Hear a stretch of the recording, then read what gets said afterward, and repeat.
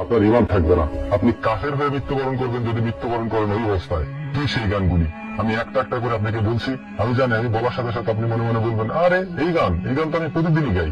তো চলুন, কোন গান আপনারা প্রতিদিন গান, প্রতিদিন শুনতে থাকেন, কিন্তু আপনার ভেতরে এই জিনিস কখনো উপলব্ধি হয়নি যে এটি শিরকে ভরপুর। এক নম্বরে যে গানের লিরিক্সটা আমি শুনেছি সেটি হলো, তুঝে রব দেখতা হে ইয়ারা মে ক্যা করু। তোমার মধ্যে আমি রবকে দেখতে পাই, বলো হে প্রিয় বন্ধু আমি কি করব। একজন মানুষের মধ্যে মানুষ আল্লাহকে দেখে, সৃষ্টিকর্তাকে দেখে। কথাটা কোনোভাবে এদিক ওদিক করা যাবে না। সরাসরি গানে যেভাবে বলা হয়েছে আমি আপনাকে সেভাবে বললাম। আমি আর তোমার মধ্যে তোমাকে দেখি না, তোমার মধ্যে আমি রবকে দেখি, তোমার মধ্যে আমি রবের চেহারা দেখি। এই কথা যদি কেউ বলে তার ঈমান থাকে। যাই হোক, এটা তো হলো প্রথম কলি। এবার আসা যাক দ্বিতীয় কলিতে। সাজদে সর ঝুঁকতা হে ইয়ারা মে ক্যা করু। তোমাকে দেখলে আমার মাথা সিজদায় অবনত হয়ে আসে, বলো হে প্রিয় বন্ধু আমি কি করতে পারি। এখানে বন্ধু তো আর হবে না, আমি তো একটু শুদ্ধ ভাষা ইউজ করতে গিয়ে বন্ধু বলেছি। আপনি তো আর বন্ধু বলবেন না, আপনি কি বলবেন? আপনি বলবেন হে প্রিয়তমা, হে প্রিয়সী। এই তো, তাই না? তো প্রথম কলিতে ছিল তোমার মধ্যে আমি রবকে দেখতে পাই, বলো আমি কি করতে পারি। দ্বিতীয় কলিতে আপনি বলছেন তোমাকে দেখলে আমার মাথা সিজদায় অবনত হয়ে আসে, বলো আমি কি করতে পারি। তোমার যত প্রিয়জনই হোক, যত আপনজনই হোক, তাকে দেখে যদি তোমার মাথা সিজদায় অবনত হয়ে আসে, তাহলে তোমার এই অবনত হওয়া মাথাটা কবরে যাওয়ার পর ফেরেশতারা দুর্মুল দিয়ে ভর্তা বানাবে। মনে রাখো, সিজদা হবে একমাত্র আল্লাহর জন্য।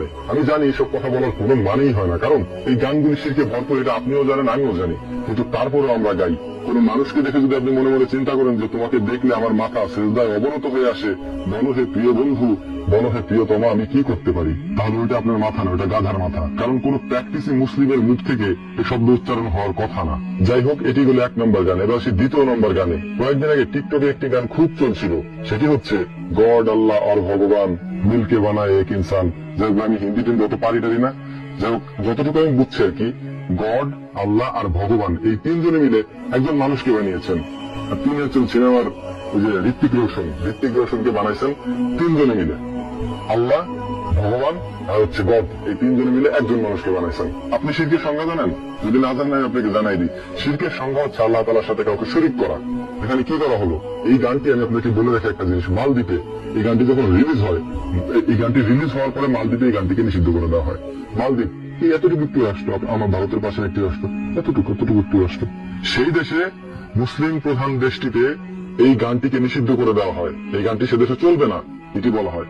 আমাদের দেশে ওষুধ চলছে, আমরা তো আবার আলট্রা মডার্ন, আমরা এগুলো শুনতেই পারি। আমাদের কাছে খুব ভালোই মনে হয়, শুনতে কত সুন্দর সুর দিয়ে গানগুলো আমাদের কাছে উপস্থাপন করা হয়, মানে আমাদের কানের কাছ পর্যন্ত পৌঁছায় দেওয়া হয় আর কি। বলা হয়